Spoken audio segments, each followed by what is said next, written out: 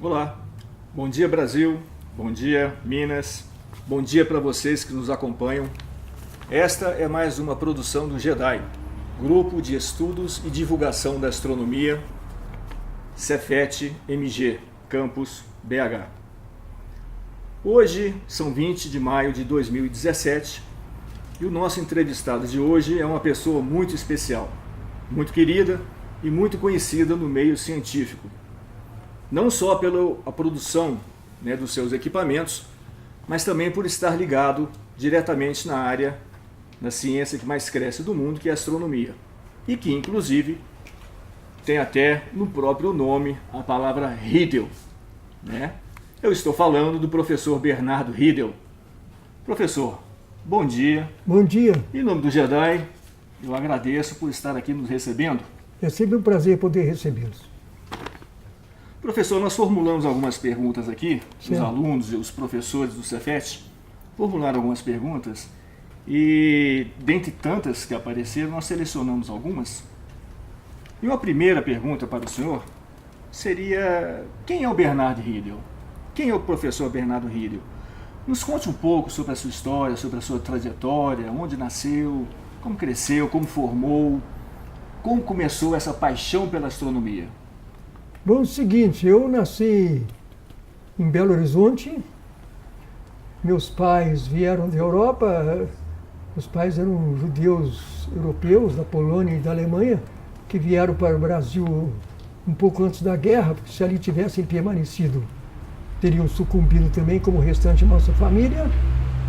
E eu, aos 13 anos, sempre morando em Belo Horizonte, nasci em Belo Horizonte, comecei a sentir esse interesse pela astronomia, assim, de repente, sabe?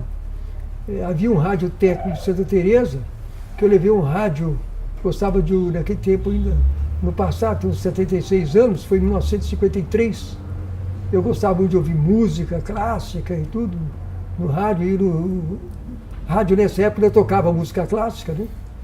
Hoje não mais. Então o rádio estragou, eu levei para esse rádio técnico e ele tinha construído um pequeno telescópio. E eu fiquei encantado quando vi o telescópio. Fez uma coisa muito simples.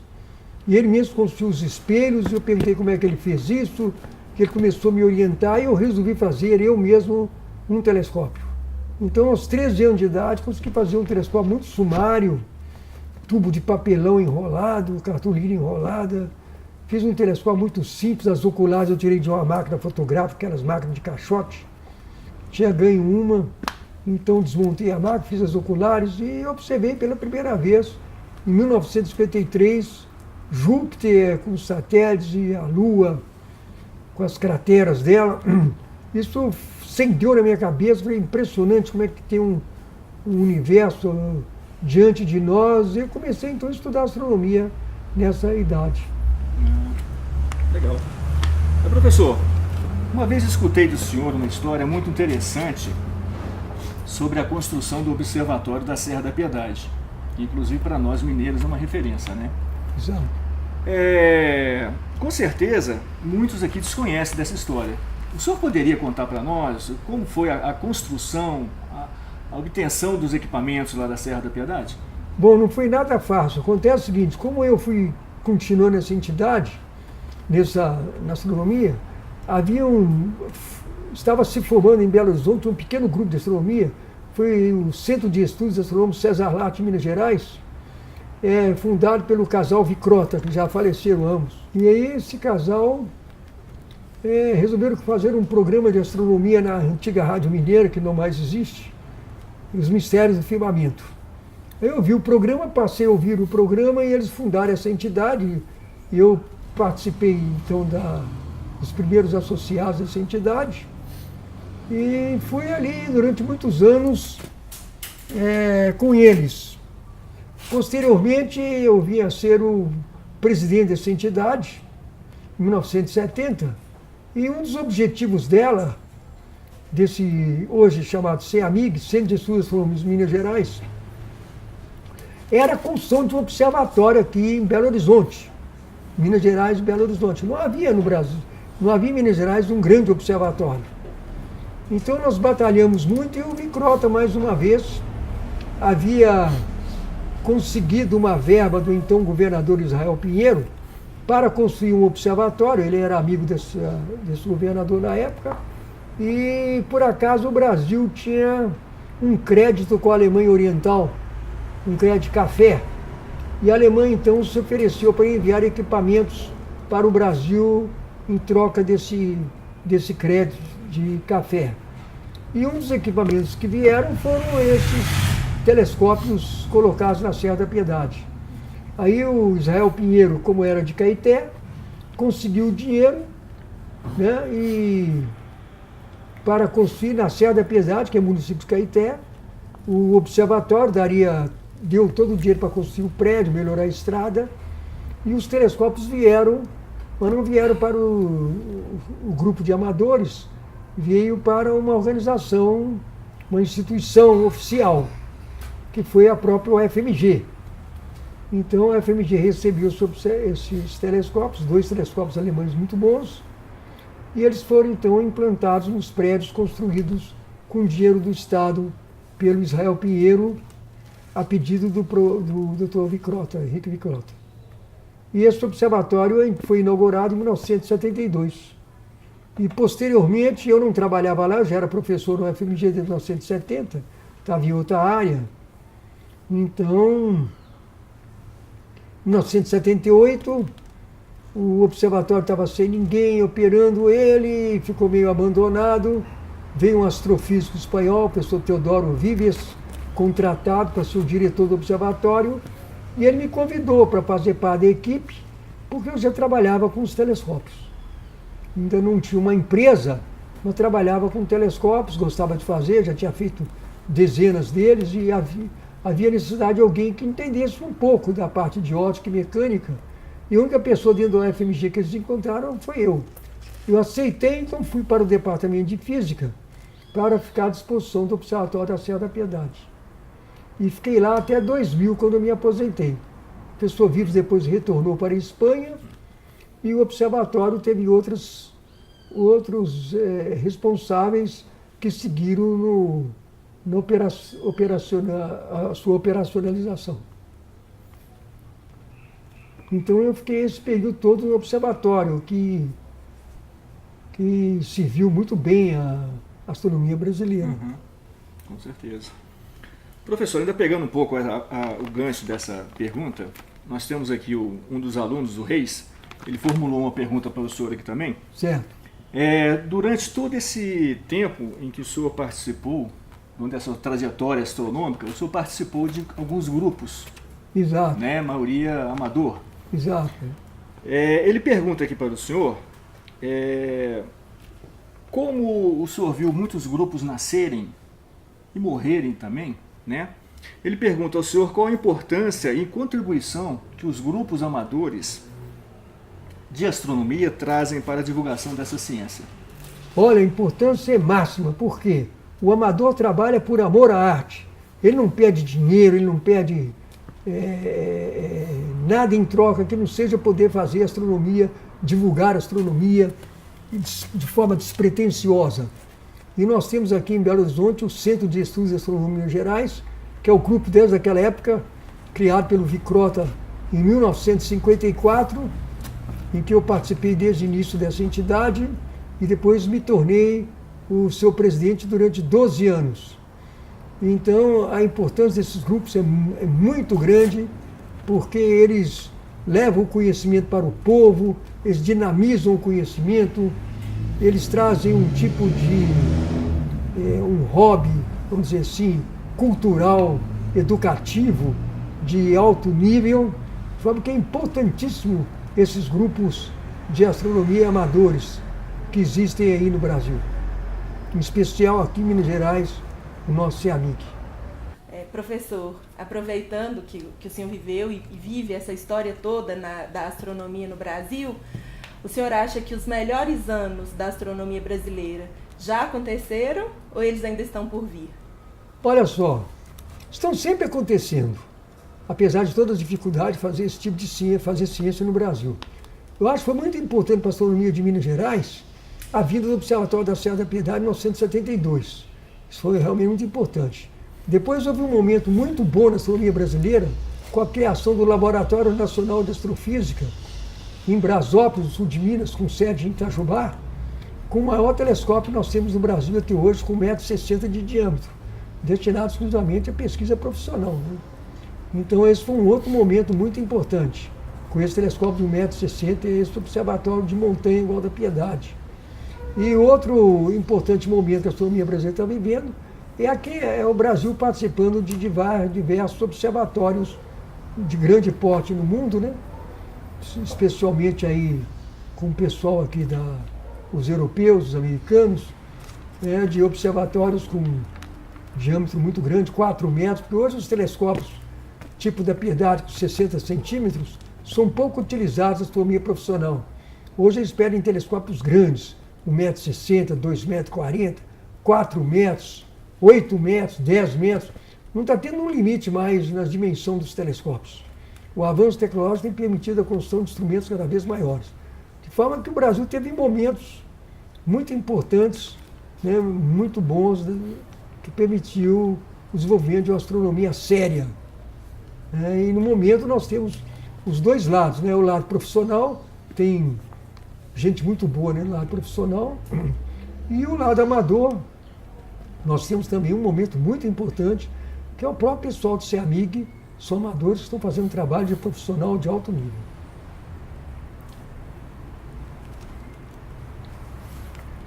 Professor, mais uma perguntinha para o senhor aqui. O senhor já adiantou um pouco do que eu vou perguntar, mas eu vou completar aqui. Ainda temos um céu maravilhoso, né? O Brasil ainda é um país que a gente pode falar assim, que o céu do Brasil é um céu maravilhoso, né? Exato. Uma extensão territorial privilegiada, né? Ou seja, lá em cima o Equador, aqui embaixo o Trópico de Capricórnio, certo? Todos eles cortando o Brasil. Temos observatórios em várias partes do país. Bahia, Espírito Santo, Rio, São Paulo, aqui em Minas mesmo, Ouro Preto, Caeté, Belo Horizonte. Exato. Pergunto para o senhor. No entanto, o maior telescópio, a nossa referência, o maior telescópio brasileiro, hoje, lá em Brasópolis, né? Isso. Com 1,60 m de diâmetro, igual o senhor reportou para nós, eu pergunto para o senhor, não é pouco para um país com tantas condições privilegiadas como o Brasil? Não merecemos um equipamento, uma condição melhor para se praticar astronomia?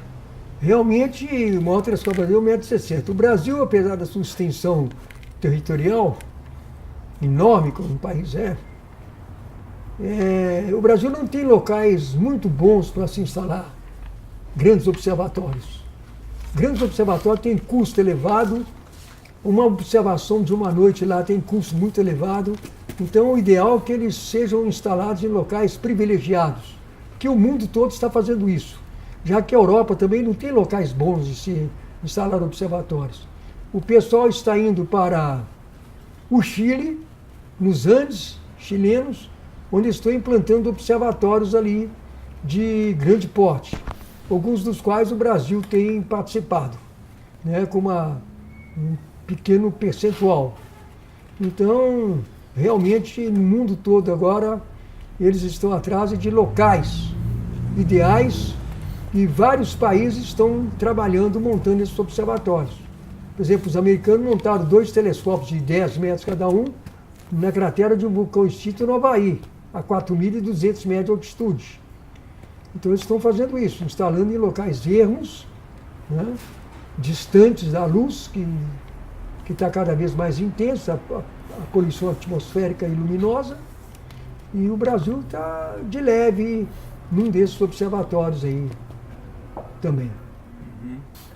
Professor, o senhor é também conhecido nacionalmente pela qualidade, precisão e excelência dos seus telescópios, né? O senhor apresentou a oficina para a gente agora há pouco.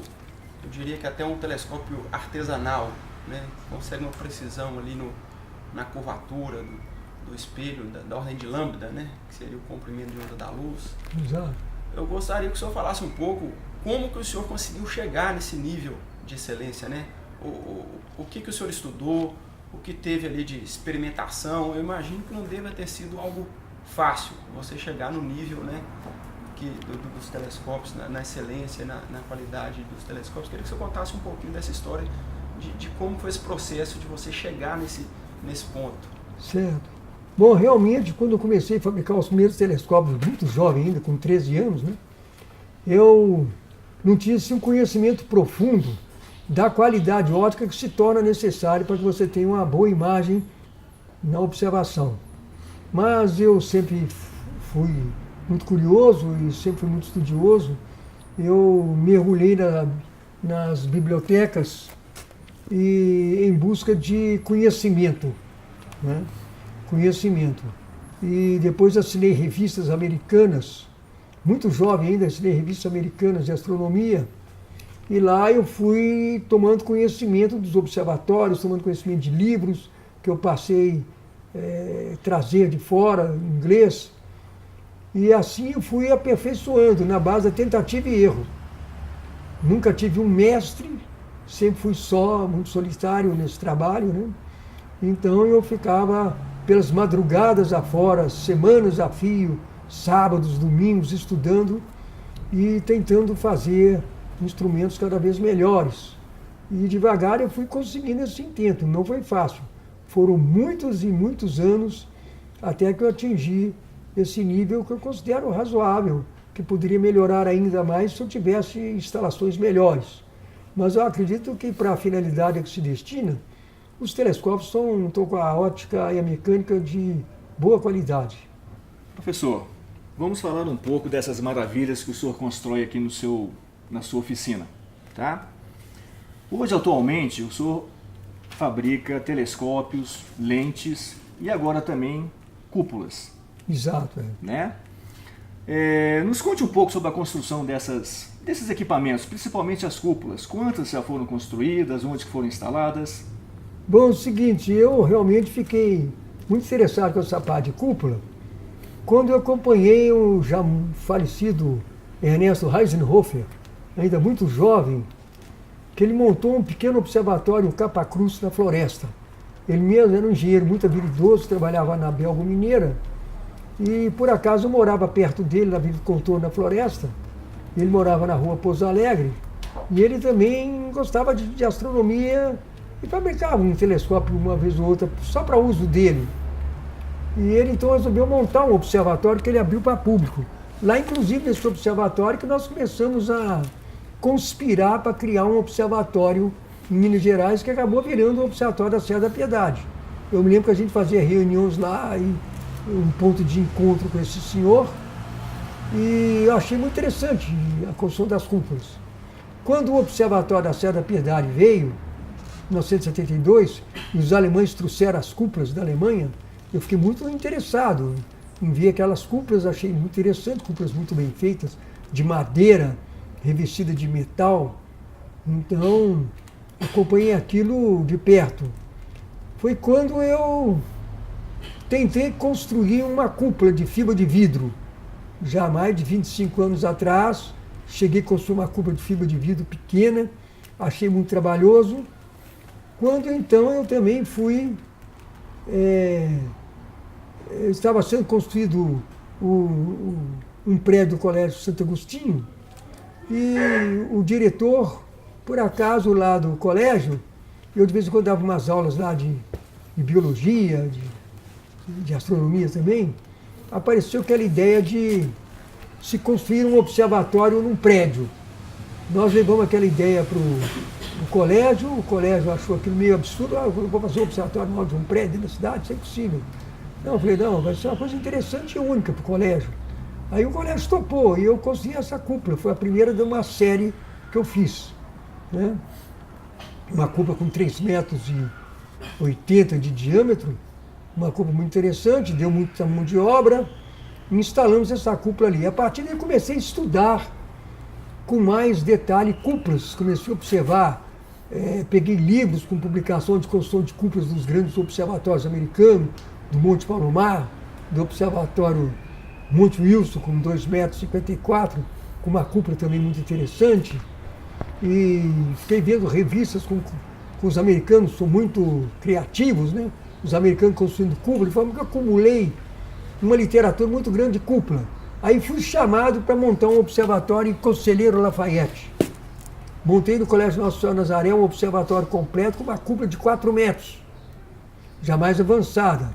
Depois fui para a Universidade de Viçosa, montei uma cúpula também lá num departamento que eles criaram de ensino de física para professores. Fiz uma cúpula para eles também. Aí depois fui chamado para o Observatório Nacional, no Rio de Janeiro, para restaurar uma cúpula alemã, que achei um espetáculo, uma grande experiência.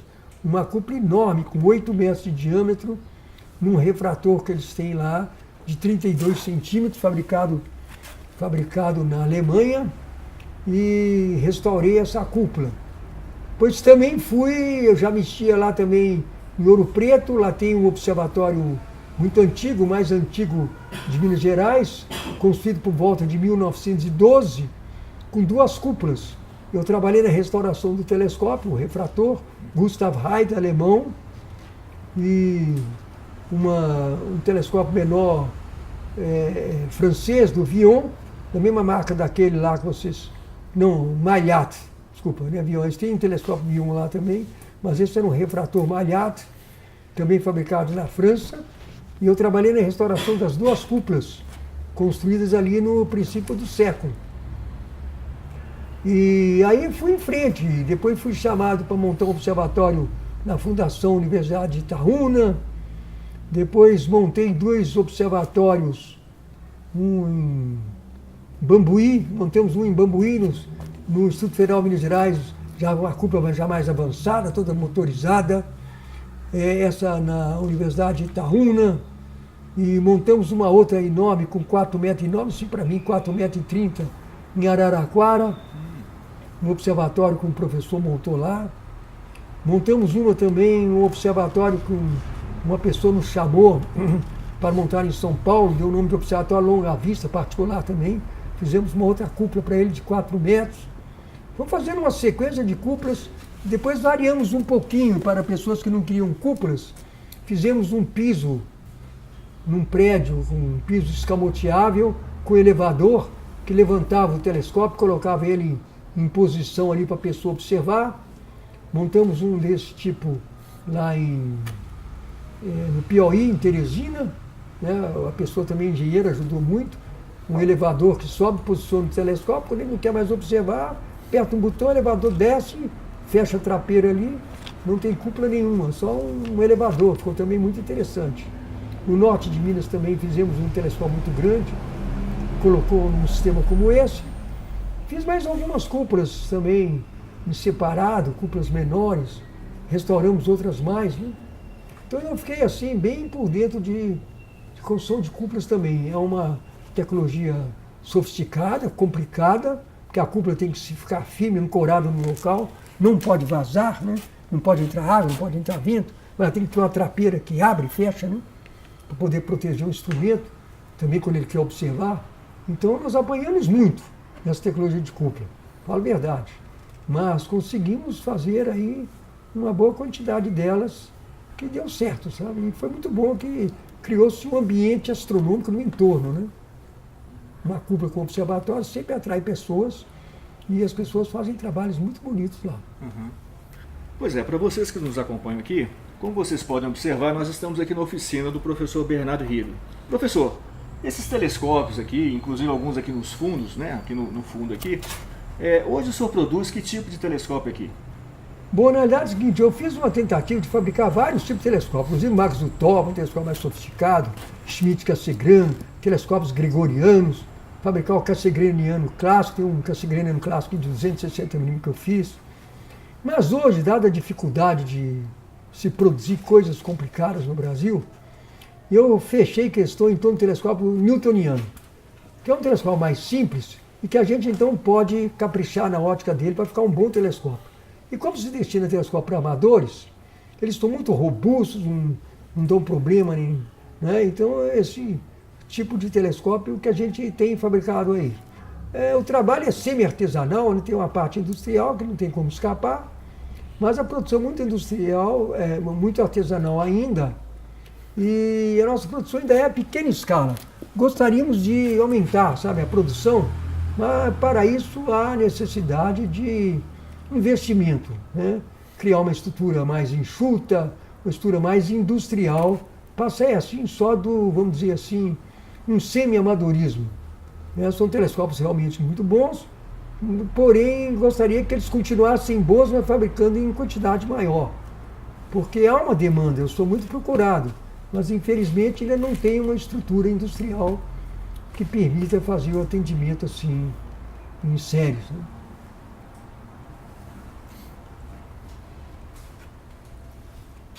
Bernardo, eu queria falar um pouquinho agora do futuro. Quer dizer, a gente praticamente, até Galileu, a astronomia nossa era a olho nu. De Galileu até o início do século XX, a gente tem aí a astronomia óptica. Depois vem a radioastronomia e recentemente tá se falando muito na astronomia pelas ondas gravitacionais. O que você espera em relação a descobertas na área de astronomia? Como que você projeta aí o futuro em relação a esse tipo de descoberta? Ou seja, então o que você gostaria, né, de que aparecesse aí em relação a isso? Bom, é o seguinte, realmente a astronomia do século XIX foi um grande avanço que aconteceu na astronomia no século XIX. E com a construção de instrumentos maiores, mas eram de preferência telescópios refratores. No século XX, a coisa deslanchou com a construção de telescópios refletores. Porque telescópios refletores podem ser construídos em diâmetros muito maiores do que os telescópios refratores. Há uma limitação na dimensão da lente do telescópio de lente, no caso do refrator. O maior refrator do mundo é o de 101 centímetros do Observatório de Hertz, nos Estados Unidos. Isso é insuficiente para a astronomia hoje. O primeiro grande telescópio que a astronomia mundial teve foi o do Monte Wilson, com 2,54 m, inaugurado por volta de, salvo engano, 1919. Então, de lá para cá, o avanço foi muito grande. Em 1948 entrou a Operação Monte Palomar com 5 metros, e devido ao avanço em tecnologia de novos materiais da informática, passou-se a desenvolver telescópios cada vez maiores. Hoje nós temos telescópios de 10 metros, como, por exemplo, os dois Keck, colocados no alto de uma montanha de 4.200 metros no Havaí, o observatório mais alto do mundo. Eles são construídos com aproximadamente 32 espelhos sextavados e unidos entre si. Para isso, houve necessidade de se criar tecnologias novas de construção de espelhos e telescópios, agora não mais de forma artesanal, como eles faziam antigamente. Hoje os telescópios são construídos, os espelhos, com comando de computadores. Então não tem mais limite no tamanho da construção de telescópios. E com isso eles estão adentrando cada vez mais dentro do espaço, né? Não só com a astronomia óptica, como também visual, né? E através de instrumentos, mas também com construção de radiotelescópios, cada vez com precisão maior. Os radiotelescópios hoje estão conseguindo formar imagens, isso é muito importante. E os telescópios de grande porte estão construindo agora o telescópio de 22 metros de diâmetro, telescópio vão iniciar a construção de um telescópio de 30 metros. Existe um projeto louco de construir um telescópio com 100 metros. Com isso eles estão penetrando cada vez mais no espaço e descobrindo planetas, né, extrasolares, que é uma coisa fantástica. A última palavra da astronomia hoje são planetas extrasolares.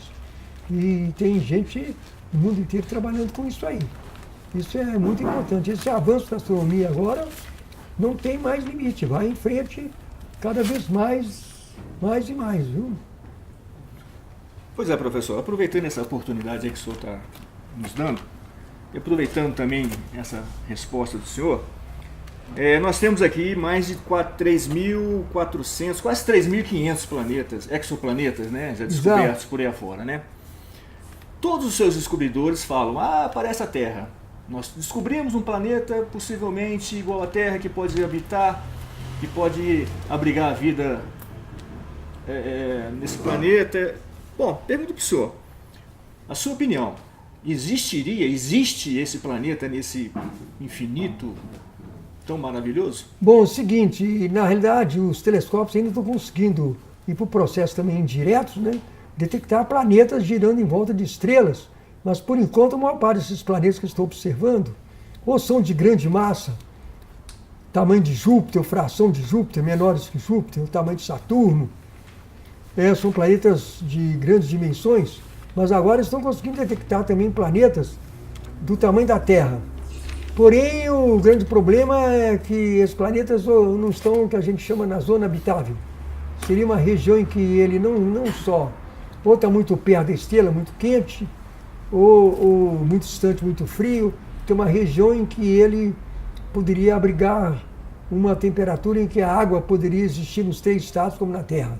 Mas para que isso ocorra, há necessidade de muitos outros fatores, como a pressão atmosférica, a dimensão do planeta, de forma que, como já descobriram essa grande quantidade de planetas, eles vão acabar descobrindo um planeta que vai ser difícil, porque a Terra tem uma posição privilegiada, né?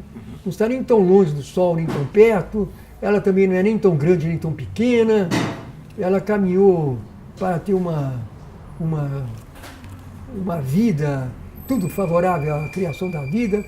Eles acreditam que um planeta como a Terra vai ser muito raro de achar, mas que, sem dúvida alguma, deve existir. Porque só na nossa galáxia existem mais de 200 bilhões de estrelas, e sem dúvida alguma delas lá deve ter um tipo de situação em que seria possível a existência de vida. Não sabemos se vida inteligente, porque a própria vida inteligente que surgiu na Terra, nós, né, surgiu por acidente de percurso. Né? Não foi assim que nós surgimos, não. Porque senão, se não tivesse caído aquele asteroide aqui que extinguiu os dinossauros, 65 milhões de anos, talvez a vida existisse na Terra, mas não nós. Os dinossauros já estavam há mais de 200 milhões de anos vivendo na Terra e eles continuariam existindo na Terra. E a vida só surgiu quando esses dinossauros foram eliminados, então permitiu que seres menores como nós aí surgissem. Né? Então esse é um outro fator. Eu acho que deve existir vida inteligente no universo, mas deve ser algo também muito raro. Ser muito raro. Boa tarde, professor. Qual a importância de começar cedo a ensinar astronomia para as crianças? Olha, a astronomia desperta muito interesse nas pessoas, em especial as crianças. Quanto antes você ensiná-la a observar o céu, ela vai ter uma visão diferente do próprio planeta, dela própria, e vai induzi-la à curiosidade de estudar ciências. Né? Porque quem estuda astronomia acaba estudando física, química, matemática. Então é uma ciência muito importante. Quanto antes começar melhor, principalmente com crianças. Professor, aproveitando, né, que o senhor disse da importância de começar cedo a divulgar astronomia para as crianças, para nós, para grupos como o nosso, de astronomia, de divulgação, que somos amadores, o que o senhor acha que a gente pode fazer além para fomentar o interesse das pessoas, para popularizar mais o interesse pela astronomia? Porque quando a gente desenvolve esses projetos, a gente vê o fascínio mesmo no olhar, desde adultos a crianças, idosos. E onde mais a gente pode investir? O que a gente pode fazer além para popularizar a astronomia? Realmente o que você falou é exatamente isso aí. O povo, de um modo geral, tem muito interesse em astronomia. Todo dia a gente vê e ouve na imprensa divulgação de novas descobertas, novos avanços. A melhor maneira de se divulgar a astronomia e levar isso para o povo e aprimorar a qualidade cultural do povo é criar um observatório astronômico. O observatório astronômico é um ponto de convergência dos alunos, seus familiares, das pessoas que vão ali observar o céu e vão induzir a pessoa a estudar, a contemplar o céu, a evoluir, não só espiritualmente, como também culturalmente. Né? Eu acho isso muito importante, a criação de observatórios. Bernardo, eu queria saber de você o seguinte, com tanto tempo de trabalho na astronomia, eu, por exemplo, me interessei pela astronomia muito pelas questões filosóficas. Eu queria saber de você, assim, depois de tanto tempo estudando astronomia, a parte sua, vamos dizer assim, espiritual, não material, você consegue fazer alguma relação? Isso mudou a sua maneira, assim, de ver o mundo, de interpretar o mundo? Realmente mudou, sim. Quando você observa a grandiosidade do universo, e você não consegue explicar o que você está vendo, você muda bastante, porque você descobre a sua, vamos dizer assim, entre aspas, insignificância diante do universo e da fragilidade do planeta diante da hostilidade que o universo é em si, né? Você olha, observa a Lua, vê um astro estéreo, sua atmosfera, um astro morto, né? Mas extremamente interessante, observa Marte, Saturno com os anéis. Você viaja, você contempla, você tenta entender aquilo, mas não consegue entender. Então você evolui realmente procurando atingir uma resposta, sabe? O que não é fácil não, mas é muito bom. Professor, nós temos uma pergunta aqui também do nosso astrofotógrafo Júlio Sardinha, que ele pergunta ao senhor, com o advento da tecnologia digital para capturas de imagens e percebendo que o senhor já astrofotografou muito utilizando película de filme, ele pergunta ao senhor como o senhor considera essa transição. Olha, realmente nós temos que aceitar, não podemos viver no passado, né? Então, realmente essa transição do filme de película, da fotografia de película, para o sistema de CCD foi um avanço fantástico em todas as áreas, principalmente na astronomia. Antes você tinha que fazer uma fotografia de uma região do céu e depois revelar o filme para ver o que aparecia lá.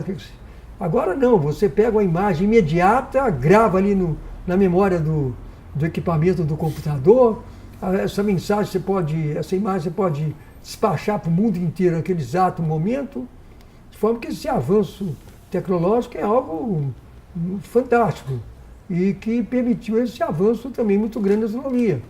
Hoje, por exemplo, a fotografia de céu profundo que o Hubble fez ali só foi possível utilizando um dispositivo CCD avançado, né? O Hubble conseguiu fotografar galáxias que praticamente se formaram quase que no limite, no momento pouco depois do Big Bang. Isso só foi possível quando vem essa nova tecnologia, que é cada vez mais sofisticada. Realmente, isso não tem limite também, o avanço tecnológico nessa área, conforme nós estamos vendo a todo instante. Professor, mais uma aqui para a gente, já estamos chegando no final da nossa entrevista. Em 2003, o senhor deve lembrar muito bem, Alcântara, Maranhão, base de lançamento. Sei. Aquela tragédia que levou 21 vidas, né? Foi, verdade. Mas logo em seguida, 2006, nós conseguimos colocar um astronauta no espaço. Né? O Brasil inteiro ficou maravilhado com aquilo. Batemos também um astronauta brasileiro orbitando, né, a nossa Terra. E agora, recentemente, em maio, agora em 2017, poucos dias atrás, nós conseguimos colocar também, através lá na Guiana, né, através de um foguete, colocar um satélite em órbita geoestacionário, né, na qual a notícia era para melhorar a telefonia móvel. Depois se descobriu que 30% também era para fins militares, né? Eu gostaria de perguntar ao senhor, esse satélite, ele vai ficar 18 anos em operação no espaço. Durante esse tempo, nós só vamos ficar olhando para baixo?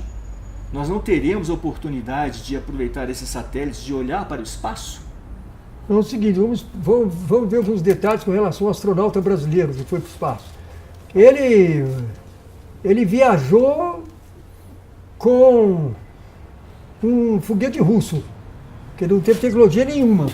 E ele estava fazendo um treinamento, que eu conheci ele pessoalmente, treinamento da NASA, que não terminava nunca, esperando que o Brasil desenvolvesse essa área de viagens espaciais, que o Brasil nunca conseguiu desenvolver. Né? Nunca houve uma prioridade grande nessa área do Brasil. Então ele viajou porque, na época, o presidente Lula pagou, salvo engano, 10 milhões ou 20 milhões de dólares a Agência Espacial Russa para poder levá-lo lá. Né? E soube, inclusive, que na última hora ele não ia viajar, porque o governo ainda não... Fiquei sabendo disso por causa de um amigo nosso que até fez um trabalho. Eu fiz um trabalho de restauração de observatório no Centro Técnico Espacial, Instituto de Aeronáutica e Espaço. O Basílio Baranov, um amigo nosso que era militar de aeronáutica, me havia convidado a fazer esse trabalho lá. E ele disse que até na última hora que o foguete ia sair, eles não tinham mandado o dinheiro, e ele ficou ameaçado em subir. Então foi realmente, ele foi treinado pela NASA e lançado por um foguete russo. Esse outro foguete que foi lançado com esse satélite brasileiro foi construído junto com, em colaboração também no Centro Técnico Espacial. O satélite construído foi lançado por um foguete Ariane, um foguete francês, né? Que o Brasil não tem tecnologia para lançamento de satélite desse porte. Ele é um satélite geoestacionário a 36 mil quilômetros que tem uma função, melhorar as comunicações. Ele não foi feito para observar o céu, ele foi feito para ser uma estação repetidora, parada, porque a 36 mil quilômetros de distância, ele gira com a mesma rotação da Terra. Então ele está parado sobre o Brasil, fazendo retransmissão de sinais de rádio e imagem. Então o Brasil não tem nenhum... Aliás, o Brasil, no momento, acho que não tem nenhum... Eu estou afastado lá do CTA com o falecimento dessa pessoa, que foi um grande amigo incentivador que nós tivemos. O Brasil não tem nenhum projeto grande na área de astronáutica. Não tem. Então isso é uma pena, porque os maiores países do mundo têm, inclusive países pequenos como Israel, têm projetos fantásticos, foguetes que lançam satélites em órbita o tempo inteiro. Foguetes construídos por Israel, satélites construídos por Israel e lançados em Israel. E o Brasil não tem essa tecnologia ainda completa, porque não há interesse do governo federal em investir nessa área. Agora, a parte militar é importante, porque o país precisa ter uma reserva militar, porque por intermédio disso ele pode vigiar as fronteiras, ver como é que está passando arma de terroristas, de contrabando de armas para gangues, né, traficantes. Então uma parte dele é importante. Viu? Professor, para o nosso finalmente então, agora é uma brincadeira. Agora é uma curiosidade que eu tenho aqui. Acho que todos nós temos aqui. O senhor é uma pessoa muito querida, muito... as pessoas o admiram muito e com razão, tá? O senhor é uma pessoa muito querida, mas eu gostaria de saber do senhor de onde, como surgiu esse apelido de professor Pardal brasileiro. Ah, bom, eu tive vários apelidos, professor Pardal foi um deles. Fui também chamado de professor Silvana. Havia um personagem de quadrinhos, careca, baixinha, tarracado, que andava só de avental, que é o Dr. Silvana Júnior, com óculos grossos, saía inventar coisas. O professor Pardal veio da Disney, né, dos personagens do Walt Disney, de um passarinho que ficava inventando coisas, que acendia sempre uma lâmpada na cabeça dele. Toda a vida eu fui meio inventor, né? Toda a vida eu gostei muito, tem centenas de inventos, apenas poucos patenteados, porque você não tem dinheiro nem para poder patentear invento no Brasil. O Brasil é até complicado para você inventar. Tanto que para poder fazer qualquer coisa, você desmonta tem que ser do Brasil. Se ele tivesse ficado no Brasil aqui, ele não ia conseguir fazer nada. Eles iam, inclusive, penhorar o avião dele e mandar para o leilão. Então, ele teve que ir para a França para poder executar seus projetos, porque teve todo o apoio lá. Então, aqui no Brasil é muito complicado esse apoio que a gente precisa dele. Ele não tem. Então, realmente, eu toda a vida fui inventor, fui muito criativo, as máquinas de polilente, essa cama de vácuo eu modifiquei toda, porque realmente a falta de você não poder comprar as coisas te induz a criar, a inventar. Então, uma grande parte de nossas invenções de criatividade, os telescópios aqui, que eu participo também do apoio do Marcos e do Jair aqui, na criação desses objetos, são duas pessoas que estão comigo há muitos anos, né? Isso levou a que eu viesse a ter esse apelido, que eu não me incomodo nem um pouco, né? Professor Pardal, beleza. É o professor ornitológico, né? É um apelido querido, né? Exato, muito bom. Ô, professor, foi muito bom conversar com o senhor. Acho que todos aqui, né, vão sair hoje daqui da oficina do senhor muito satisfeitos. Por conhecer o senhor, porque alguns aqui não conheciam, né? Nós estamos aqui na rua João Carlos, não é isso? Isso, 250. 250 aqui no Horto, é onde que fica a oficina do professor Bernardo está de portas abertas. Né, Isso, é professor? verdade. Não só para quem quiser visitar o professor, bater um papo, ver o equipamento, comprar os equipamentos também, enfim, tá? As portas estão abertas. Eu gostaria de agradecer ao senhor, né, pela sua paciência em nos receber aqui, né? E nós temos aqui o nosso professor Léo, professor de física, tá? Ele vai fazer uma homenagem aqui para o senhor, né? E eu vou passar o microfone para ele. Bom, é uma homenagem muito simples, né? Porque eu estou como coordenador do JEDAI, mas com certeza estou falando aqui em nome de todo o grupo, né? É um documento que a gente gostaria de entregar para o senhor. Vou lê-lo aqui, né? Bom, então, por sua destacada importância para a história da astronomia brasileira, o Grupo de Estudo e Divulgação de Astronomia Intercamp do Cefet-MG, por meio deste documento, expressa sua grande admiração e respeito ao professor Bernardo Riedel. Sim, obrigado.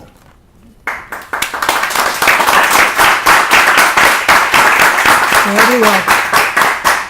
Mas eu queria, antes de encerrar aqui também, fazer uma homenagem ao Marcos, que está aqui comigo. Viu que vocês, aquele moço ali...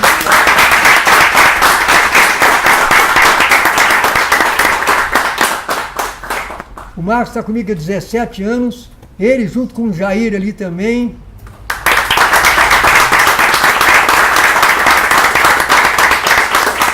Eles têm dado uma força, porque eu sozinho não conseguiria tocar esse empreendimento. Nós passamos muito sufoco aqui, às vezes com dinheiro, às vezes o dinheiro é direto.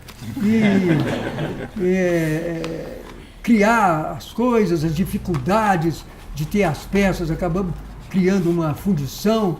Então, realmente, eles estão comigo nesse empreendimento há todos esses anos, mais de 17 anos, e graças a eles também que nós conseguimos levar avante o nosso trabalho. Por isso que eu me lembrei de fazer essa homenagem a eles também, que estão comigo há tantos anos e propiciaram criar esse trabalho todo nosso e prossegui-lo enquanto for possível. Obrigado. Muito bem, então encerramos essa participação aqui, né?